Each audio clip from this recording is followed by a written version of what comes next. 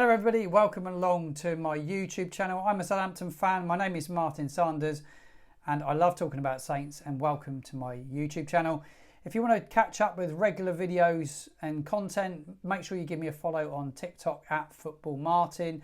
I do a roundup each day of everything that's going on at Southampton Football Club from a fan's perspective. Don't work for the football club, just a fan. Anyway, there's loads happening at Saints. Massive game at the weekend at Home Park. Saints, they ran out 2-1 winners against Plymouth Argyle in a really tough game down at Home Park against a newly promoted side to the Championship. How good were Saints in that second half? I thought we were brilliant in the second half, and particularly performances from Shea Charles and Adam Armstrong were absolutely tremendous for Saints. Shea Adams with a late goal for Saints in injury time. I think it was 90+4 when Shea sneaked in and scored at the back post. But how good was Adam Armstrong with that knockdown for him? Comments box below, guys. What do you think of Adam Armstrong's performance so far in the Sky Bet Championship, and also making his debut? His first start was Shea Charles. Thought he was brilliant in midfield. Hardly give the ball away, but all round a brilliant victory in what would have been a really tough game for us. Certainly with a lot of rumours around transfers. Russell Martin's come out that we've got issues with players. This transfer window is a pain in the arse being open, isn't it? Because there's all this who might go, who might come in. You're trying to prepare for games. You might be losing 2 or 3. And even Russell Martin's come out in the post-match press conference, and he said at the weekend, there was 4 players playing that potentially could leave, and they didn't really know what their futures were at Southampton Football Club. So that's a bit of a concern for the manager. Difficult to prep, difficult to get organised when you've got players' agents in their ears and everything. We'd just be glad once this transfer window's ended. I'd just be glad to see it close now. September the 1st, the transfer window closes. But before it does close, there's a lot going on. And today at Saints, Flynn Downes is coming on loan from West Ham. The only thing is, it's a loan with no option to buy. There's not an option to buy Flynn Downes.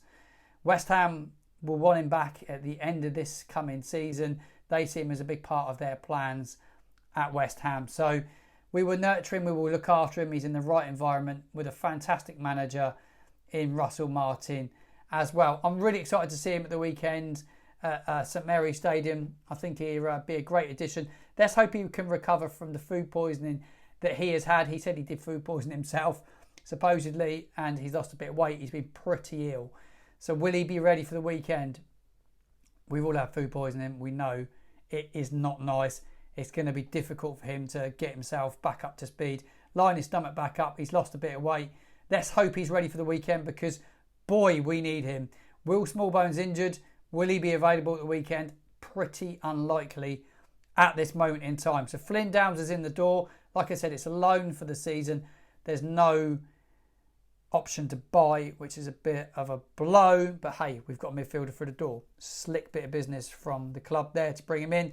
There's also other rumours circulating at the moment about possible players coming in. I don't know how true all of this is, but it's just what I've been reading across the internet. So just bring you up to date with what you may have seen it, you may not. But there's Premier League names being linked. One of those being Manchester City's Taylor Haywood Bayliss. I reckon he is a really good defender, ball-playing centre-half. Also Jed Spence at Spurs, but apparently wants a Premier League move. And there's also Everton's Mason Holgate. We've been talking to him on and off for a while.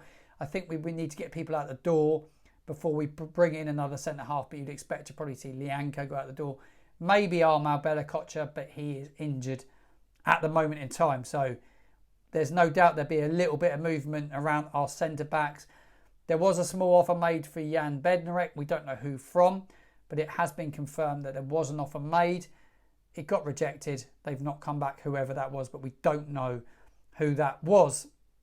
So let's see who else may come in. But the big one at the moment is the potentially losing, well, I think we will lose, Shea Adams. A man that could score 25 goals in the Sky Bet Championship for Saints this season. Looks like he's on his way to Everton. It's rumoured that an offer has been put together and accepted. We're waiting for confirmation, probably going to know in the next couple of days. They'll be working on the structure of how these payments get paid, but 15 million has been offered by Everton, and boy, they need a striker big time. At the moment, they have issues up front. So it'd be interesting to see what happens. Could there be a player come the other way? There was talk that they were looking to move on Neil Maupay. Could he potentially come this way? Not heard that as a rumour, but I'm just putting it out there. Could that potentially happen? Who knows? Let's wait and see. There's also another striker that we could be interested in, and that is Brighton's out of favour striker Andy Zachary. I think I pronounced it correctly. Leicester apparently also interested in the striker as well. But if Adams does go out the door, there's no doubt a striker will be brought into the football club because Russell Martin has already made that perfectly clear. Another striker will come in. That kind of wraps up everything from the men's game. But it's worth touching upon the ladies' team as well, our women's team here at St Mary's as well. And brilliant stuff at the weekend. They, at the weekend, did amazing. They went to Aston Villa. They played them in a pre-season friendly. They're from the WSL and Saints beat them 2-1. How good is that? Really, really good performance. Wilco scored and Luca Kendall scored as well for the Saints.